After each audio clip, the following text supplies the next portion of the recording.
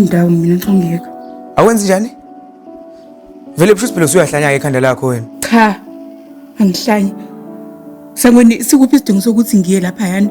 Vele ngisayithola ingane yami bazoyethi sabayinikeze lo yamthakatha sikho isidingo sokuthi ngihambe mina. Vele isikhona isidingo sokuthi uhambe. Yazi mangabe ungayi lapha na fesi labantu bazocabanga ukuthi wena ingane vele awunendaba nayo. Asambeni vuka vele msambeni. Sangweni Ntongeka. Vele sengihlulekile mntakamana futhi kulungile. Cha vele mfethu awuhlulekile akekho umuntu ohlulekile uhluleka kanjani ungazamanga.